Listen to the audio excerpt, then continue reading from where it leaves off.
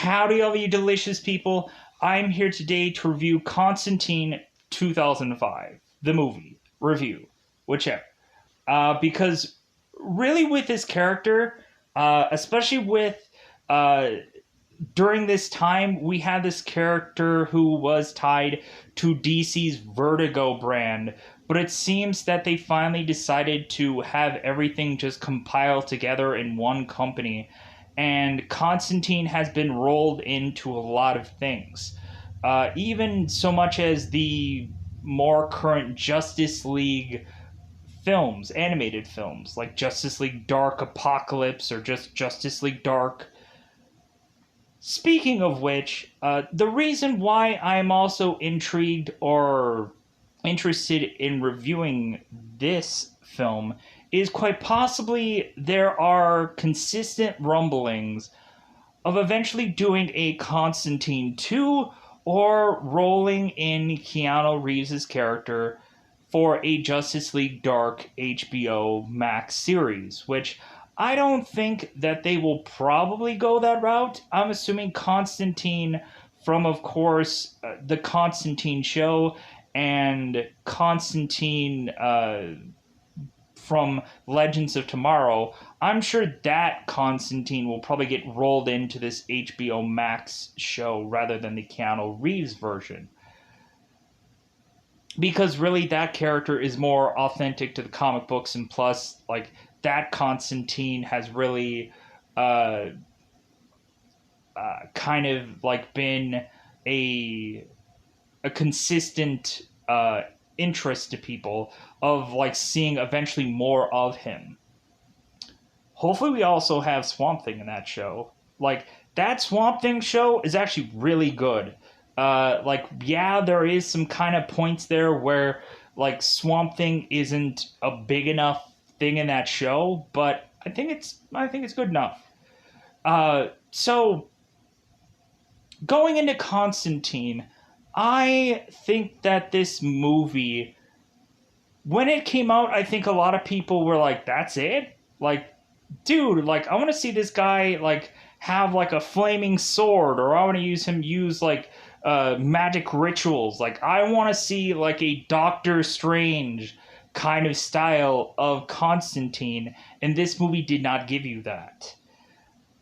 A lot of this movie tries to not do much of special effects whatsoever, and I know a lot of people would disagree with me because they'll be like, well, what about the hell scene, and what about the monster scene that appears and fights Constantine that eventually I will tell you the name of? Yeah, that does happen. There are monsters that appear into film, uh, and people could disagree and whichever. So, speaking of monsters, there are kind of oddly different varieties of uh, demons that are to arrive in this movie. And eventually, I will talk about like the separation of each visually, I guess, because there is a separation visually of each kind of demon. Because really, I guess really when it gets nitty gritty down to it, uh, people want specifics about a lot of stuff. But here's one interesting thing that I will ask people when they are to go into this movie. One intriguing thing. I want to ask everyone to start counting the numerous times that John is to light a cigarette in this movie. The number will actually intrigue you. Plus, also, there is some importance with some kind of portraits in the background. There is actually some importance for even certain people's names, like Father Hennessy. There is also like some uh, uh, importances with like certain kind of things here or there, but really like it all just kind of breaks down into this like fascinating Easter hunt that goes into this movie. With that said, uh, I do really enjoy this film. It is kind of one of those like solid good films. Uh, because really, a lot of people could probably say it's like, well, yeah, but we don't see like a Doctor Strange kind of style of Constantine that we have known to be seeing him, especially in animated films, because even in the Constantine show, like they have a kind of budget with that movie too, because every CW thing has that kind of pullback with a lot of their budgets of a lot of their shows. Case in point, the CW show that did extremely well but had no freaking budget, Supernatural, 15 season show, had no budget. So to the point of like dragons were just guys with black eyes, and that's what they were. But Warner Brothers has had some very interesting movies out there that were really cool, like the Meg or It, the remakes. They were a part of that. But anyways, so uh, going off kilter, and let's reel it back in. So solid, good movie. I think a lot of people really would probably say that this story or this movie does have like there's a lot of flimsiness in here. There's a lot of flimsy, but it is what it is. Yeah, like if anything, like uh if you've seen this movie before and you come back to it after a seemingly long time, it seems to be like a movie that like grows over time. Like, you know what? Like I chewed and just spit out this movie when I first saw it, but like this one I'm just kind of savoring the flavor of it all. And that's what I can say about this film. Funny also to know that this movie, I guess, was supposed to do so well that it was to have a video game attached to it. It has a video game attached to it. Like it was right around that like PlayStation 2 days where like they were just making a video game about everything. Like I just kind of started to make the joke. I'm like, what are they going to make like the movie Sideways that was just about wine and whatever. I'm like, dude, are they gonna make a movie or a video game movie about that, or a video game about that movie? Like, are they gonna do that now? Because it got to the point where they were making video games about everything. It didn't make any sense. So let's get into that double five time territory, because at the end of the day, it's time to say spoiler time. Spoiler time. It's about that time I'm going to spoil this movie. So, in the very beginning of this film, we are to have a guy who is scrounging around for stuff. We have two, I guess, homeless dudes who are to go through a place that I guess was burnt down and, or looked like it was. Like a place that is in shambles. Let's be vague. So we have these two men, and one of these men, who I guess would be called Scavenger because he, I guess, was not to be called anything else in this movie. We have this guy who is to all of a sudden have his foot fall through the floor. To see that there was some wood piece there that broke. And so we have this scavenger who is to look and find the Spear of Destiny. And I have to say it that way because it seems that the devil would say it that same way in this movie. So the Spear of Destiny. So we have this scavenger picking this up. And so we just have this guy who is just, I'm just going to just start walking. I'm just going to go ahead and just start walking. It sounds like a good thing to do. And so this guy who is now possessed, you can tell for how dead that he is. We have his friend who is calling out for him and he does not answer. We have this scavenger continue to walk. He ends up getting hit by a car. And you can tell the car hugely dented out for this man as if like this guy is now Superman and this car was dented in with this guy, and we just have this guy who's just like, oh, that sucks. He ends up jumping over the hood of the car and continuing to walk. People are baffled and confused. So, we are to eventually find out a number of things. One, we are to have a woman who is named Isabel. Isabel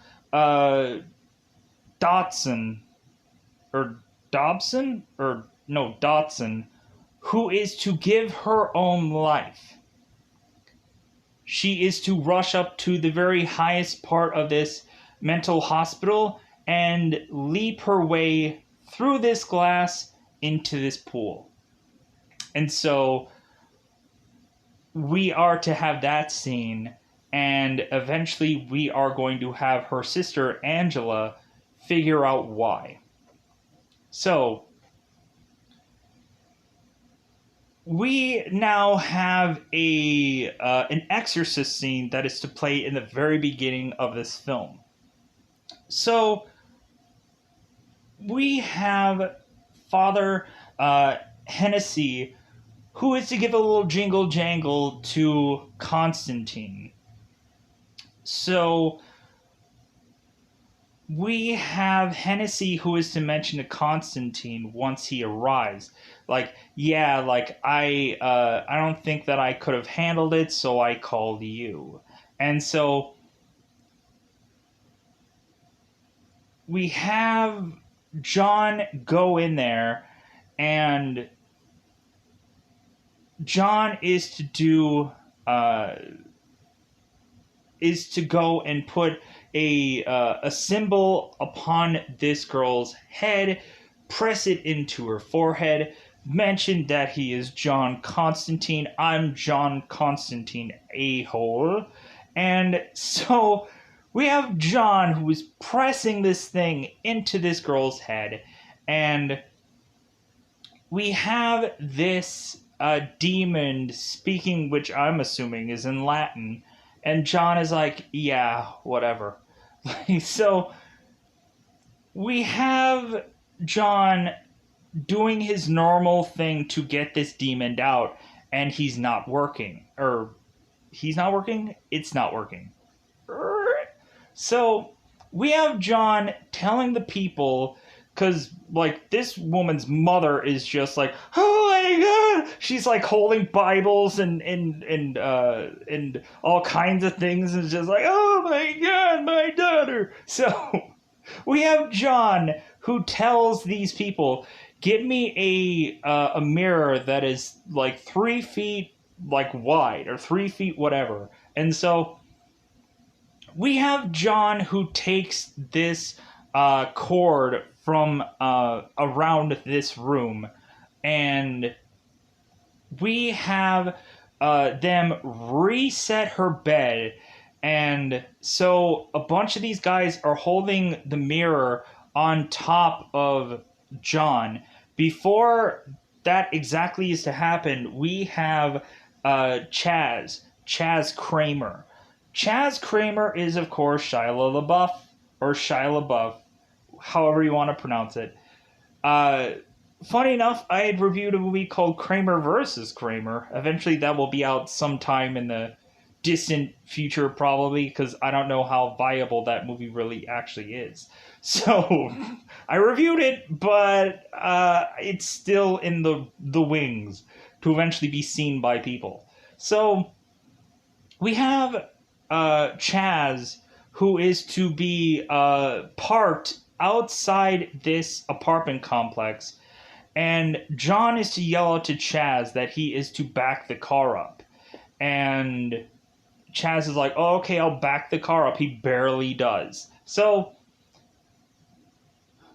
we have John Constantine. We have Constantine, who is to go and have this mirror be placed above him. John tells all these people that are around him that are holding up this mirror, whatever you do, do not look. You'll regret it. Unfortunately, we do have a person who is to look. He, all of a sudden, his whole entire hair turns grayish or white, and they're just like batting themselves all over their face. So, John is to do this ritual, and we are to have this scavenger demon, because evidently every one of these things have to have a certain title. We have a full-faced demon that is to be called a mammon. We are to have this this cut in half faced demon that are called scavengers, and then we are to have a winged demon that is to be called a suppletive, or suppletive, which people will see somewhere down the rung earlier when they're to basically just get wiped out by John, and you'll know what I'm talking about. So we are to go in here and have John do this ritual, get this demon from out of this girl, and to have it be placed in this mirror. We have this girl who is kind of mimicking what the demon is doing. And so now we have John who is to tell these people to get this mirror out of this house so the mirror can break.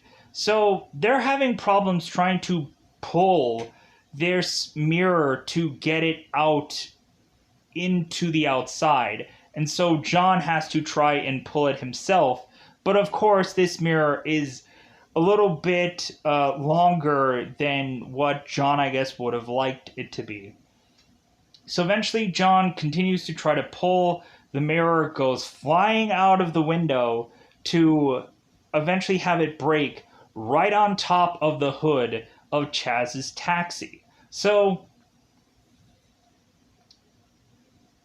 we have John, who is now done with his exorcism, because the demon is, I guess, sent back to hell because the mirror had broke. And so we have John talking to Father Hennessy, and to mention to him that that he needs to go and get back on the ether and try and find if anything is oddly going on. Because it seems like that demon coming out of a woman doesn't seem all that natural. And eventually, once we get further on in this movie, we'll start to have John really say, man, there's a lot of going on right now. Demons are getting desperate. Demons are getting risky. So we are to have we are to eventually have in here that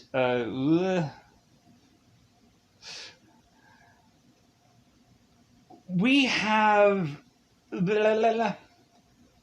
good God names. We have Angela, who is to go and find her sister in this pool to identify her.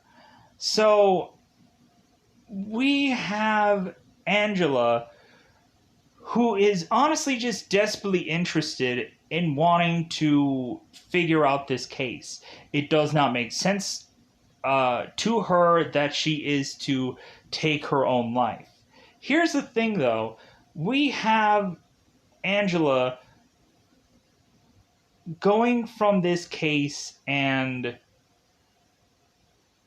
going home to dream that she is to have followed in her sister's footsteps and see her fall to her death.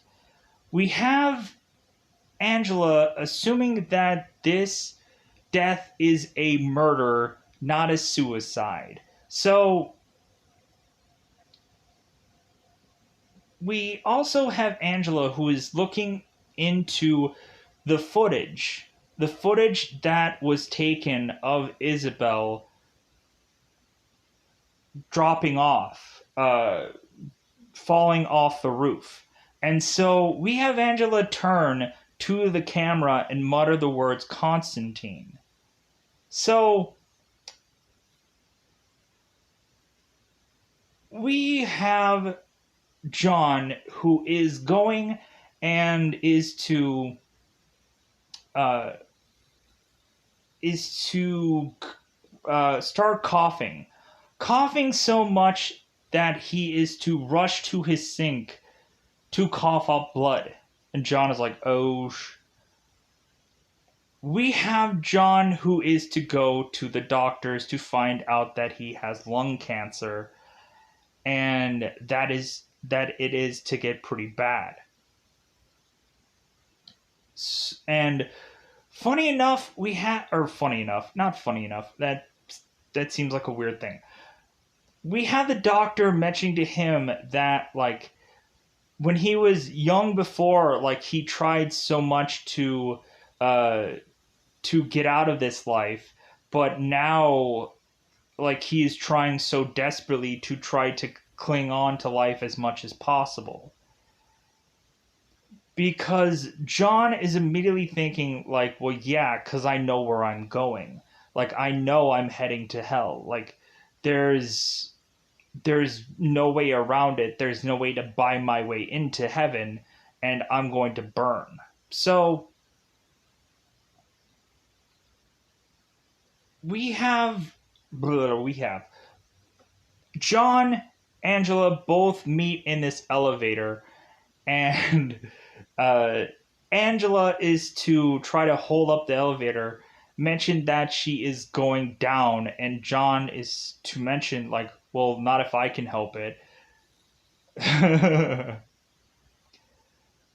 John and Angela are to meet up yet again because John needs some information from an angel named Gabriel, and at the same time, Angela is to get information from this priest about her sister, about like what her funeral is going to be like because of how she died. We we focus on John seeing Gabriel,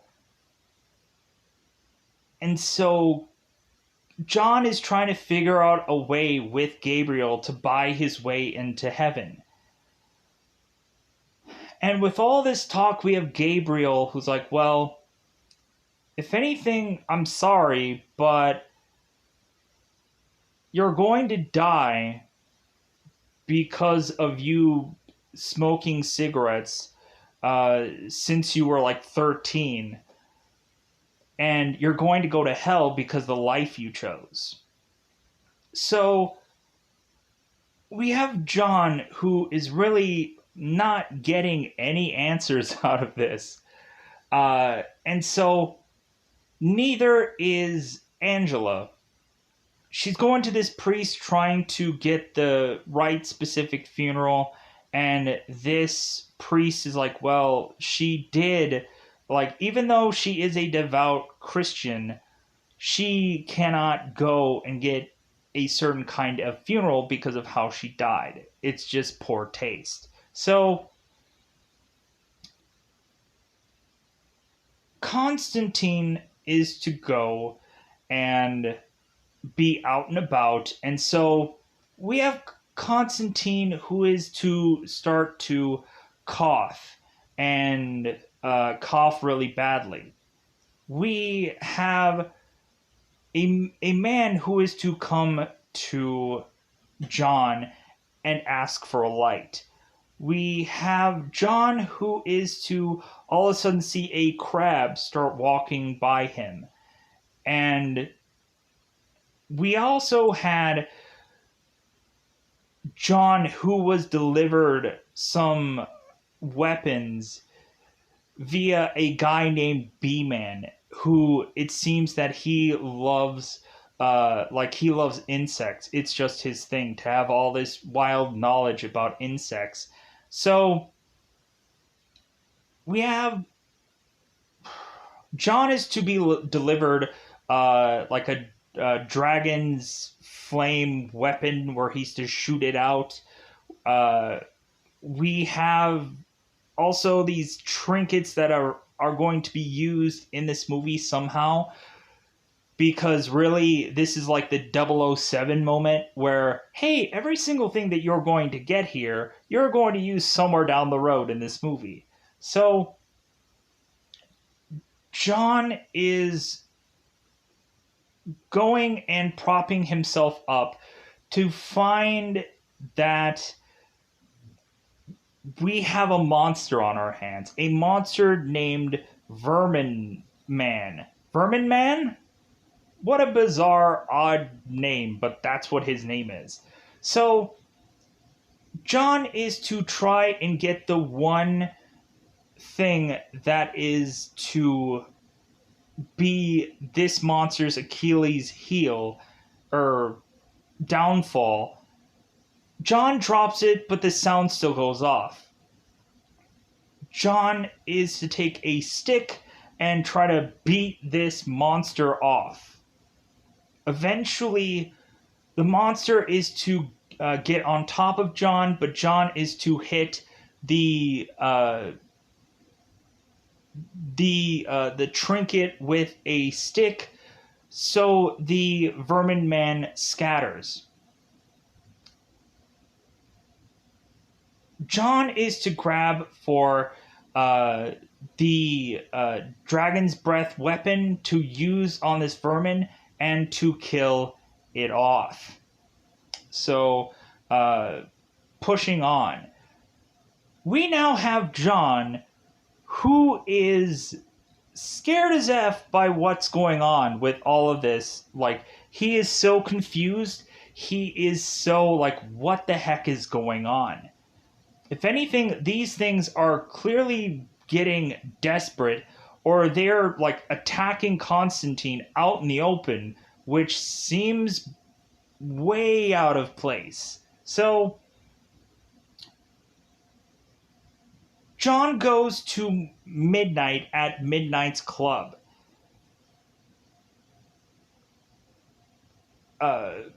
We have Chaz, who is to want to go with Constantine, but Constantine is like, well, yeah, if you get in, then like you'll be able to get in. John is to read off a tarot card or a tarot card, ill-pronounced, I'm sure. John reads off what the tarot card has, and Chaz reads his incorrectly because it's not the same card.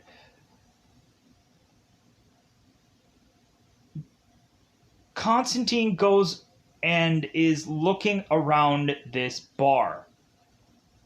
This bar is to have certain characters have their eyes change to different colors.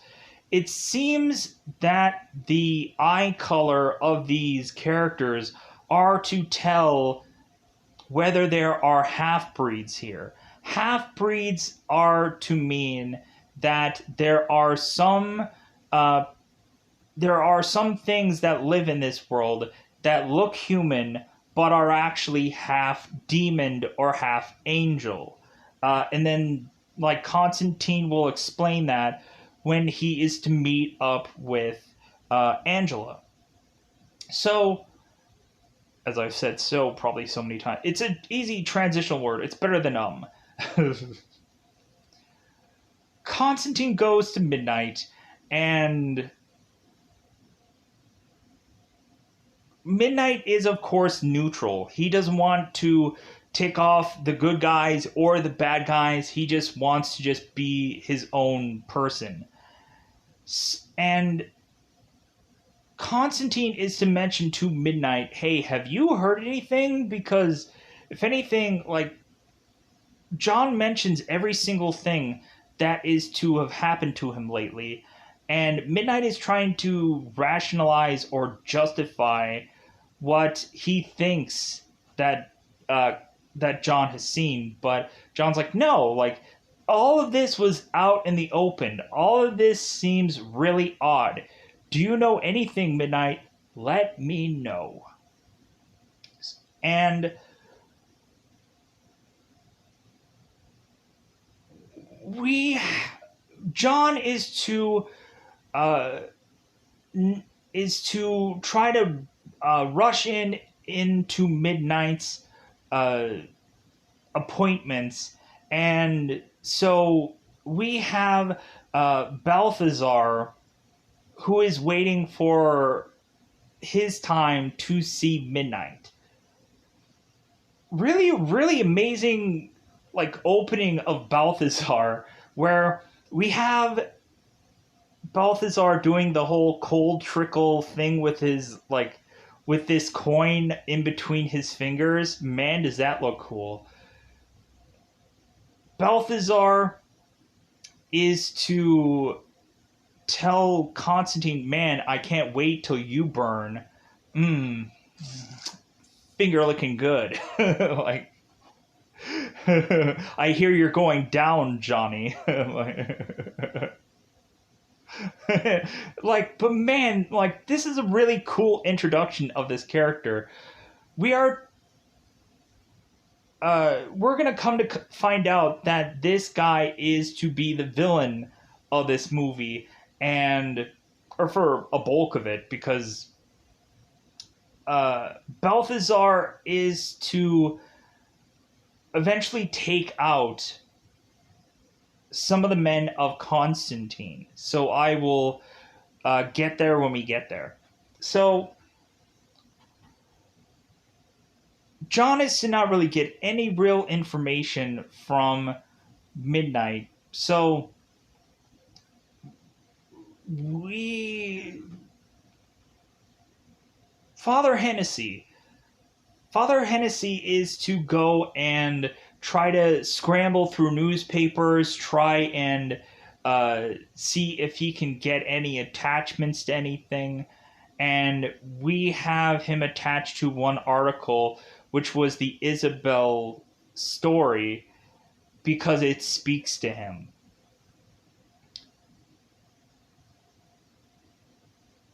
Father Hennessy is to go to Isabel's body to find a symbol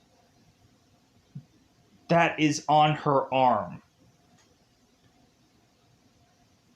We have the father confused or baffled about what he has seen, and all of a sudden, he is just kind of getting hit with all kinds of voices coming at him. So we have Hennessy, who goes to a convenience store and tries to tear down this entire section of convenience store and try to get every lick of alcohol he can get into his system, I guess, to stop the voices. The problem with that is every single time he is to try and put alcohol into his bate, the alcohol will not go. It restrains itself from, like, he opens the bottles and nothing comes out. He breaks the bottles and nothing comes out for him to drink. He tosses the bottles off to the side and the bottles continue to pour liquid from out of it. But every time Hennessy is to try and put alcohol to his mouth, he fails at it. So we have Hennessy having alcohol to pour out of his mouth consistently now. It seems he is to die from alcoholic poisoning, but he didn't have one stitch of alcohol to go within him through these visuals.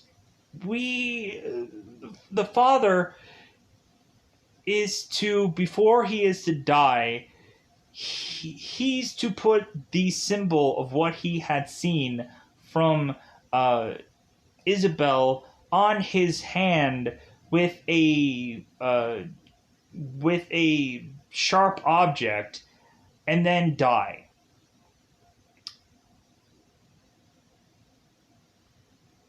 Whoops. There we go. Uh, Angela is to also be tied to this case, and so is also John. But let's a little bit before that is to happen, because there is some explaining to do. Angela is to make it to Constantine's place because Isabel had said Constantine in her video. So Angela is to go on and try and speak to Constantine no matter what, flashing her badge to him, and Constantine is like, well, there's always a catch. Angela is trying to get answers out of Constantine, and Constantine is giving her bub kiss nothing. Angela mentions that her sister was a mental patient and she was to end her own life. And we have Constantine who's like, well, a mental patient that takes her own life. Wow, that doesn't really seem all that out of place. Like, that seems crazy. So, Angela is to mention to Constantine, well, I'm mentioning it to be a murder because it seems that Isabel through a video had mentioned you, so there has to be something more going on here. Can you point me to the right direction of where I can figure everything out? And Constantine is like, sure, I'll point you to a direction out of my apartment and out of my life. And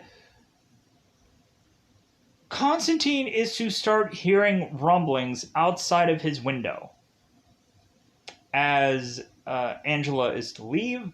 I think I'm going to have to sneeze here. I'm probably going to have to pause this. Give me a second. Okay, false alarm. Isn't that great? Angela, Constantine go together, and we have Constantine trying to figure out what that noise is. Trying to figure out what the heck is to be what this could possibly be. The lights are to start to turn off. Both Constantine and Angela are to gather up close to this, I guess, Virgin Mary sigil thing. That's the only thing that I guess is lit up. So Constantine tells Angela to not look, and Constantine lights this thing onto his hand, and we are to see a number of Supplavite demons because they all have wings. John is to, with this light, kill all these demons all at once, wiping them out. It's either with dragon's breath or it's with like a light with like some kind of towel on him, which like I was always kind of baffled by that scene, just like what the heck is going on, because it looks like he's wrapping his hand with some kind of paper and then lighting it on fire and then like shaking it out. So that's what I assess is going on in this scene. Like John had to come up with a quick torch of some sort to take down all of these demons. Angela is to vomit because of all the sulfur that is to be around, And John mentions to her, well, that always happens. Like, that's just a consistent thing that is to always happen. So,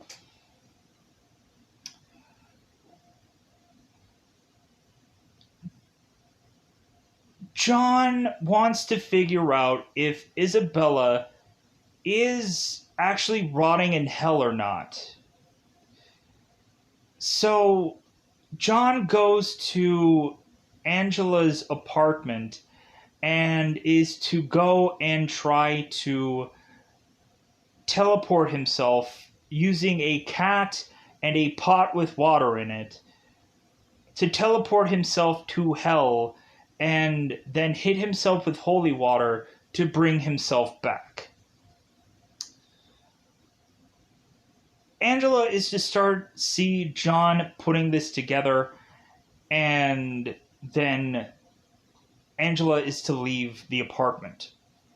John goes to hell. There he is to actually see a mammon demon, which is full-face demon, scavenger demons that is demon's heads cut in half. So John is to see Isabel in hell, and she is to relive her death over and over and over, falling every single time, ripping off her name tag to let it go sifting in the wind. John runs as fast as he can humanly possibly do to grab Isabel's name tag. He can't do anything for Isabel here because Isabel is dead, and John could only figure out a way to have evidence that he had actually gone to hell to help Angela understand. So John takes the name tag of Isabel and then runs from all of these scavengers and demons trying to go after him. John hits himself with holy water and makes it back to Angela's apartment, because I think all of these demons are to see that Constantine is a thing that doesn't belong. And plus also, when we have people who are to make it to hell, like John, I think a lot of these demons are trying to go after John to possess his actual body and take his body over while his actual body is in the actual earth realm, whatever. So Angela is to hear the commotion. Angela opens her door to see that Constantine is smoking and not in the he's in the like smoke all over his bate. John is to give Angela the name tag of her sister, and Angela's like, how is it that you did this? So John now has to explain everything to Angela, explain how things work, also explain a bit of John's history, his origin. John is to have always been able to see demons and monsters and all kinds of half breeds and everything. He's been able to see that since who knows how long. John's parents was to be very scared about him being able to see all this, and so they sent him to a mental hospital that tries to electroshock therapy this out of him, and that does not work. John eventually goes on to take his own life and live 2 minutes in hell in real time. John is to mention hell 2 minutes in real time is an eternity in hell. So John is to break down when Hennessy was to die that a guy like Balthazar is a half breed. He is a demon slash human because he's only half, and we have the store clerk of that establishment who is half angel, and so his wings are to appear. As like Gabriel, like she is kind of shown as a half breed, but she is also like loyal to, of course, God, and like so she spouts wings. She looks like a half breed, but she's not, bizarrely. So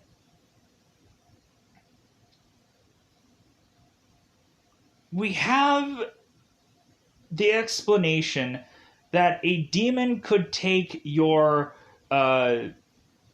greatest pleasure and turn it to your biggest fear. And uh, and so that's what demons tend to do. And so now we are to understand what really and truly uh, Balthazar's real weapon of choice is going to be. So John is to go with Angela to the death of Hennessy. John is to look at Hennessy's hand to notice that there is some kind of odd uh, blood pattern there. John goes and wipes it with ice, then kind of looks at it, and it is to show a visual of an X and a circle around it. Constantine is to give this information to B-Man, and B-Man is to find out how this is to relate. Constantine takes Angela to Isabel's room and wants her to figure out some kind of secret that both Angela and Isabel had together. Like, what was their one trick thing that they did to one another to, like, give messages or, like, some kind of call sign? John is pressing Angela to figure this out because Constantine is to mention that when they were twins, I'm sure they were able to finish one another's sentences, and they kept like a secret thing between one another. Angela is yelling out to Constantine that she doesn't know what this is. John is pushing her to that point of her not really understanding and or knowing what exactly it was that she had secretly done with her sister. But then Angela is to eventually get pushed so far. Angela realizes that both her and her sister used to give messages through windows, through breath. Angela is to breathe, and all of a sudden there is a code on this window. Constantine gives B-Man this code, and it is evidently from a Bible that is from hell. Angela is mentioned, seriously, there's Bibles in hell. And Constantine was like, well, yeah. Like, of course there is. B-Man is to read that segment, and it is to mention about the not only Jesus or the Son of God, but is to also mention the other son, the devil's son. So that is the game that we are going to head into in this movie, is to try to get the devil's son back onto Earth, is what is to happen in this film. So B-Man is to be working at this bowling alley, or I guess to own this bowling alley, and B-Man is to have all of his bowling alley uh, things starting to turn on. And B-Man is starting to get a little scared. B-Man is to mention to Constantine that, like, hey man, I understand that you may not have faith, but there are some people on this earth that do have faith in you. So Constantine is to tell Angela, drive fast. Make our way back to B-Man because there is something wrong going on here. Constantine is to come back to the bowling alley to find B-Man covered in flies. This guy is to be eaten alive by uh, bugs. So we we have Constantine going and getting every single weapon that B-Man is to have and combine them all together in this big, huge, massive Men in Black looking like gun to fire this off and take people out. So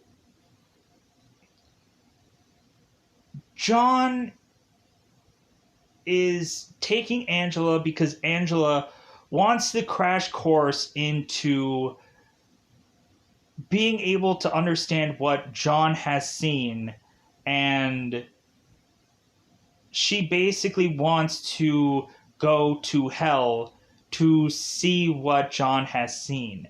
We have Constantine that mentions, like, well, if you do this, like, there is no undoing it. Like, you can see them, but they can also see you. Like, this is gonna be a thing now. And Angela's like, I will do whatever. Like, I will do whatever you want me to do. So, Constantine puts Angela in a bath because water is supposed to be a conduit or a lubricant to help the transition from Earth to hell. Uh, Really, there's to be a lot of like significant things bizarrely about water in this movie, and really some people will probably find the significance of probably when looking at like stuff like holy water and stuff like that. There's significance of water. It's interesting. But anyways, Constantine is to push Angela in, or put Angela into the tub, have her completely submerged vampire style. No, just joking. She's to be immersed into the tub. She is to hold her breath. Constantine is to have a hand over her chest. Angela's like, okay, like I'm underwater now. What's like I'm kind of like starting to like the like open my mouth a little, like air is starting to seep out. You know what? Like I'm probably like, what the heck is going on here? I don't understand. When am I gonna get like? When am I gonna go to hell? When is this gonna happen? John, hey, like I'm starting to lose out of air. This is probably all going into Angela's head. She can't talk because she's underwater. Angela is to start to try and get up. Constantine is to consistently push her down. Angela is to try as much as humanly possible to get out of this tub, and Constantine is holding her down. So, Angela is to die for mere seconds, and then all of a sudden, this tub is to break, and Angela is to come out of it going, oh my god, that is what my sister has been involved in? Like, this is what has been going on with my sister in hell? Like, that is awful. And Constantine is like, well, yeah, isn't that great? Here's the thing, though. Angela is starting to seem a little bit like her sister. There's some kind of mimicking, it seems, of Angela with her sister, and I don't quite understand why.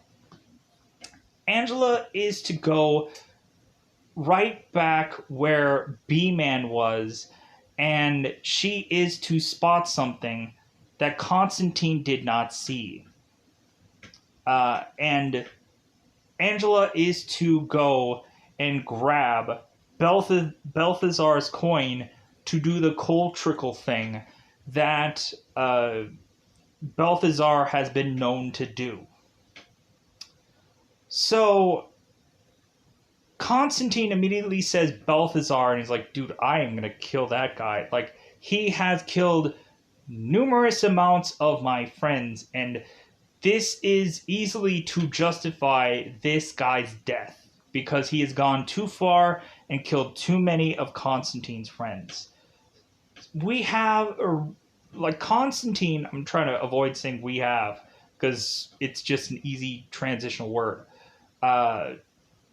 Constantine goes to Balthazar, and he is in some skyscraper-ish like building. Constantine goes and from another wall opposite of Balthazar, blows through this room that Balthazar is in while Balthazar is looking at this mirror going like I'm looking good. Constantine blows through this mirror, knocking Balthazar out. Half of his face is... Balthazar is to be hit with this fire weapon. Balthazar is to say, like, fire, like, I was born from this. And so Constantine tosses holy water onto Balthazar, hitting him through half of his face. And we have Constantine who is going to hit Balthazar with some crucified brass knuckles. And man, is that like a really cool looking weapon. Like, man, I think like when they were probably going through this, like they were thinking like, man, like I think they were kind of setting this movie up a little bit like as a game, and they were trying to like figure out like what kind of cool weapons they could use and like what little things that they could put together. Or it might have just been a coincidence, but I think they were trying to do some kind of like marketing to try and eventually sell maybe some Constantine merchandise if this movie was to do well. Because more than likely, there's a lot of times where like a Warner Brothers movie, a lot of times they say that immediately, like, dude, this movie's gonna do so well, like we're gonna do like a whole entire franchise of this, and then it ends up going, no, not so much. Like Constantine might have the reason why they kind of did all this like these brass knuckles and weapon stuff might have been also to try to think that they were going to also do a action figure probably somewhere down the line. I don't know if they actually did, but man, if they did, honestly, that would actually be cool if they did that. Like some of this stuff does look cool enough to be action figure worthy somewhere down the line with all this stuff that that they're kind of doing with like the Ninja Turtles movie stuff right now, and like the Michael Keaton Batman stuff that they're trying to re-push out there because of the whole Flash movie news. So John is to read Balthazar's last rites, kind of trying to force Balthazar to tell Constantine what the heck is going on. So Balthazar is to mention the Spear of Destiny, and is to mention that Gabriel and the Son of the Devil are working together, and so Constantine's like, oh, well, that's great. So Constantine is like, well, you know what? I think my work is done here. And then Constantine goes and shoots Balthazar to kind of make him into some crispy, dusty, uh, faced man. Gabriel is to eventually see Balthazar, and Balthazar is telling Gabriel, "Hey, I brought I brought Angela in like you asked, like I did what you ordered. But we have Gabriel who is to kill him anyways."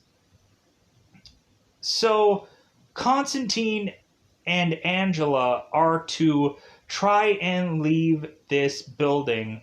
All of a sudden, we have Angela who is to mention, you know what, I don't actually feel that good.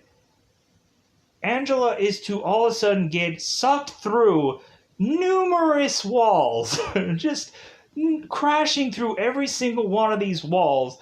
Constantine is running after her, jumping through elevator shafts to try to figure out where the heck she's going.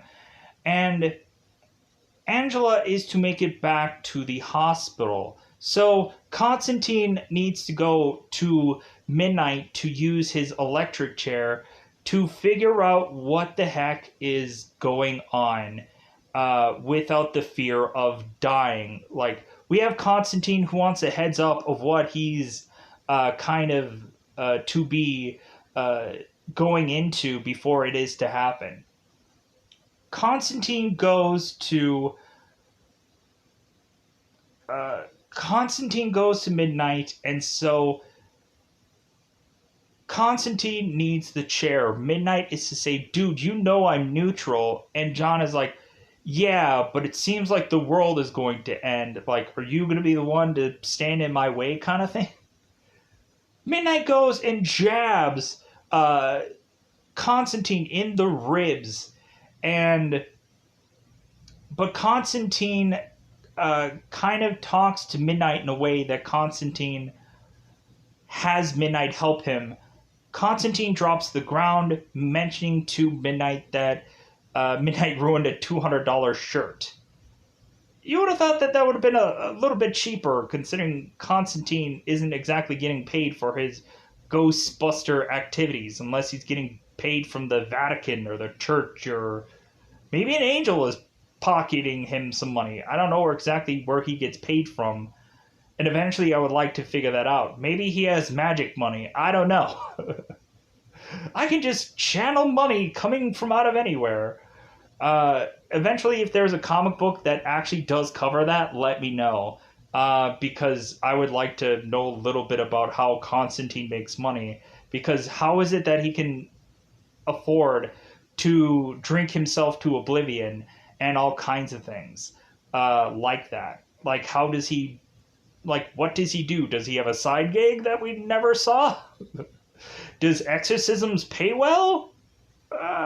So Constantine is to go and get electrified by this electric chair to see that this hospital is to have a number of half-breed demons at the bottom of it to, I guess, try and stop John. John is to also see the scavenger character, the guy who had been hit by the truck earlier in this movie, taking this spear and making it to this pool where Angela is to be located.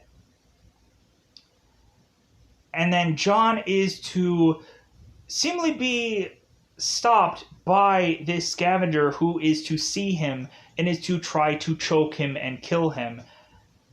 Constantine is to scream for Midnight. Midnight is to get him out of there. And so Chaz is to start to make bullets for Constantine's big, huge gun thing.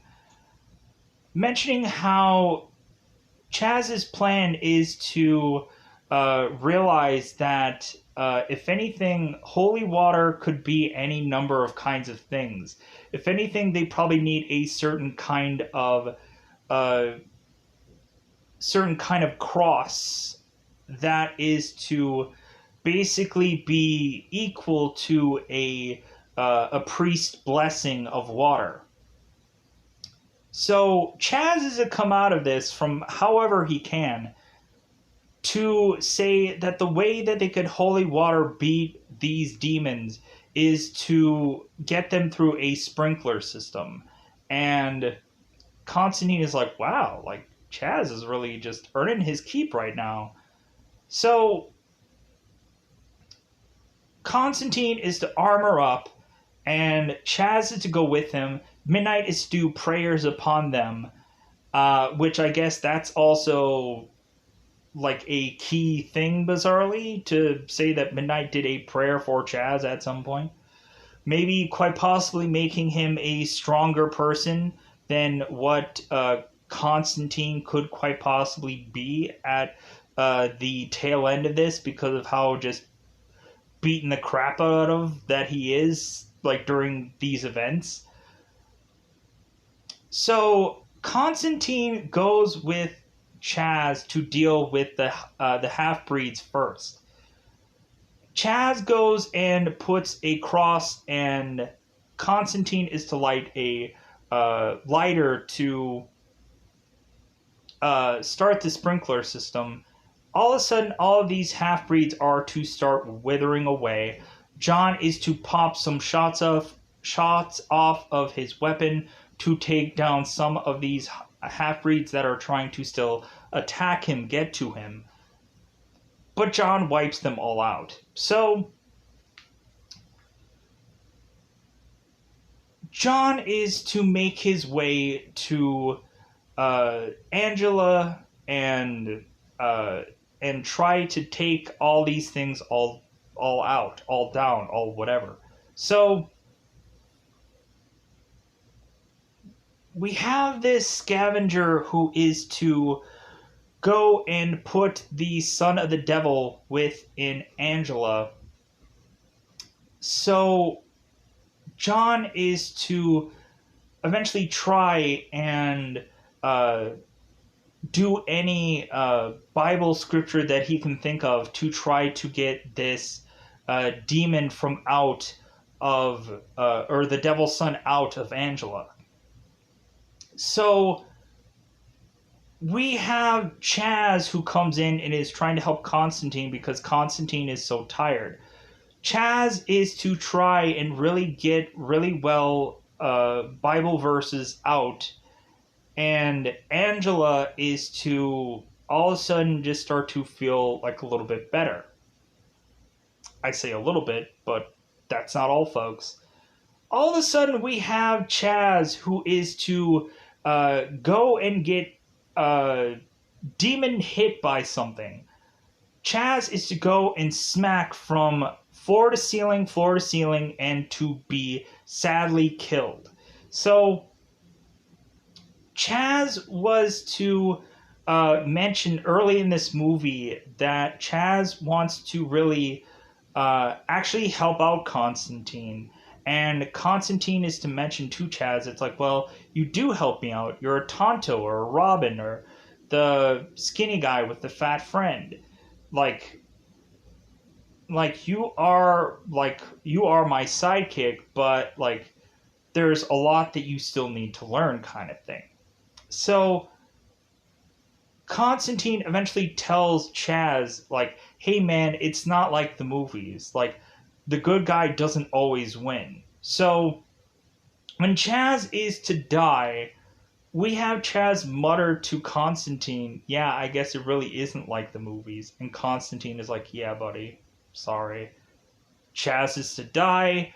So Constantine is to kind of run out of options because Gabriel is to come on down, and we have the scavenger who is to hold down Angela, and Gabriel is to come in with the sword or the spear of destiny to go and try to stab into Angela. Constantine eventually ends up getting thrusted from out of this room by, I believe, Gabriel. And so we have Constantine, who is finally praying to God, mentioning that, hey, like, if anything, I know, like I don't pray enough, like especially when John was kind of mentioning how hopeless he was when he heard the news about his lungs and how brief he was going to be living for. John mentions it's like, well, what did I do? Did I not pray enough? Was I not in church enough? Like, what? What did I not do? And so John is mentioning to God now, speaking to him, like, you know what? Like, I know I'm probably not welcome in your home, but if anything, like, I could really use your help right now. God does nothing, so Constantine goes to plan B. He slits his own wrist with the glass that is provided near him. Constantine is to summon the devil because Balthazar was to mention to Constantine that the devil himself would desperately love to be able to collect Constantine's soul himself. So the devil is to pop in and say, oh, hey, how do you do? Not really knowing what the heck is going on. John is to try and, again, light a cigarette, but he is having problems doing so because of his hands. Like, he can't use them that well. Lucifer is to help John light his cigarette. So Lucifer is like, well, hey, what do you want from me, buddy? Like, what do you want? Like, so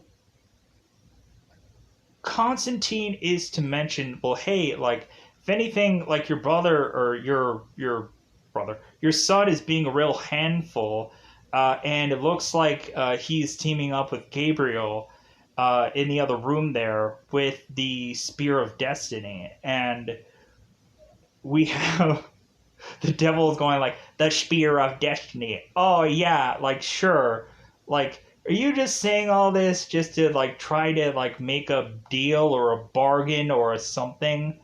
So the devil goes into the room and is to go and deck away the scavenger character, grab his son from Angela and hold on to her, or hold on to his son. And so he is to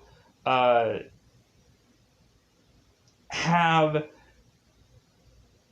the Spear of Destiny, that is to just basically like be out of the hands of Gabriel. So Gabriel is to have time not be stopped, because Gabriel is by Lucifer to lose her wings and be human again. Because Gabriel was to say, oh, Lucifer, you are here. Well, I am going to smite you in the name of our Father. And so she goes to punch Lucifer, and her fist stops. Lucifer mentions, like, well, I don't think Daddy is listening or going to help you out with this one anymore. So Lucifer dusts Gabriel's wings, pushing her into the pool. So we have Lucifer sending his son back to hell. So really we just have the devil just washing his hands of all this. So John is still to be dead at this point. The devil is to ask John, well, like, what do you want out of this? Do you want an extension? Like, what do you want? Like, I'm sure you want to bargain for your life more. John is to say, well, how about instead you let Isabel go to heaven? And the devil is like, so you want to burn for eternity to let Isabel go back to heaven. And John is like, yeah, that seems to be the good thing to do. So the devil's like, okay. We have the devil going and dragging Constantine. I guess we are to have him drag him via a specific hand, which I guess that evidently has significance as well. Evidently, John was to go and take his own life and do it via the left hand, I believe. So the devil is dragging Constantine via his left hand, dragging him to hell. John isn't going to hell. John is to, because he had made this bargain, which was actually like a good moral thing for him to sacrifice himself for this woman. Instead, God was like, oh, no, no, this guy is being ushered into heaven. So the devil is like, dude, you sacrificed yourself, so oh my god, like, so he's gonna make it to heaven now. And we have John, who's flipping the bird to the devil, like saying like, dude, I outsmarted you, ha ha ha. And so we have the devil who's like, oh no. So the devil is to go and rip Constantine's crappy lungs out of his body to give him brand new lungs that are healthy, and the devil is going to let John live again, so that way he can either be on his way to heaven, or again, with the life that he had chose, made his way back to hell. And so Constantine is to go back to Angela and like, yep, this is all wrapped up. Like, hey, we did it. Like, high five. Gabriel is to come back from the pool, and John is to mention to Gabriel, oh, you're now a human now. Well, sucks to be you. John punches Gabriel in the face, telling her, like, yeah, that's a thing called pain. Get used to it. And so Gabriel is desperately trying to have Constantine kill her so that way she can make her way back to heaven and get her wings back. But Constantine has no interest in killing Gabriel. There's no reason to do so. So Constantine walks off. Gabriel is to, I guess, drown herself in this pool, so we are led to believe. And I guess make her way to hell to try to win people over there.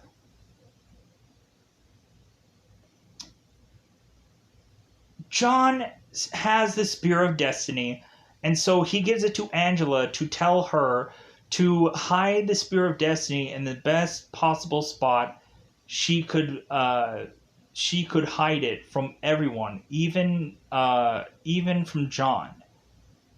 And Angela goes, yep, there's always a catch now, is there? And John is like, yep, there is. So really, that's just the way that this movie is to finish off. If there's anything that I probably forgot about or whatever, more than likely it happened. This is like a 2-hour movie.